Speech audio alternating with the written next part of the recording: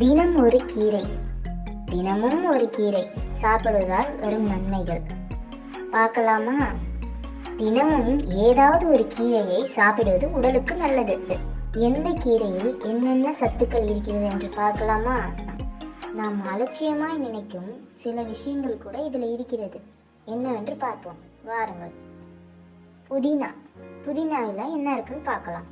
புதினால folic acid இருக்கு, calcium இருக்கு, இரும்பு சத்து இருக்கு, வைட்டமின் ஏ பி சி சிறிதளவும் இருக்கு.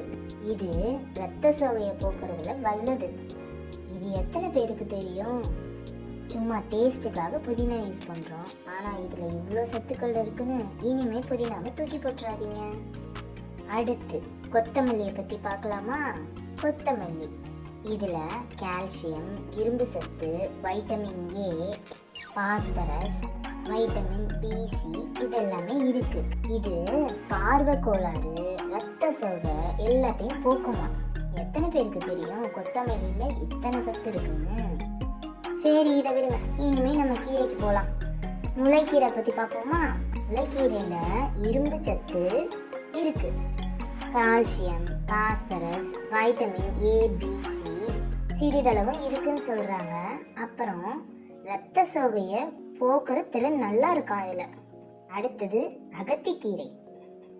இதுலேயும் கால்சியம், இரும்பு சத்து, vitamin A, vitamin B C இதெல்லாம் கொஞ்சம் கொஞ்சம் இருக்குன்னு சொல்கிறாங்க. அடுத்தது பொன்னாங்கண்ணி கீரை.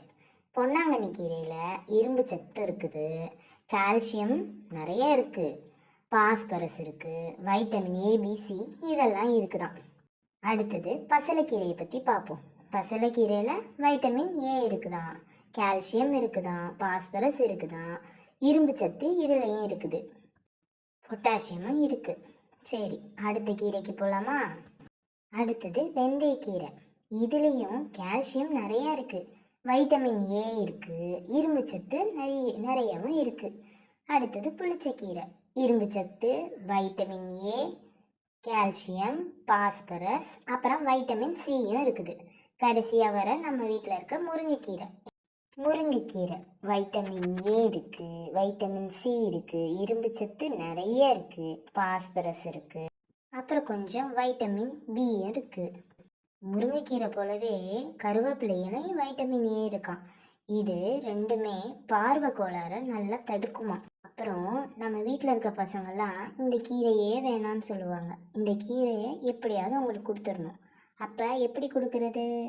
ஒன்று சட்னியாக செய்யும் போது கொஞ்சம் போட்டு அதோட அரைச்சி கொடுத்துடலாம்.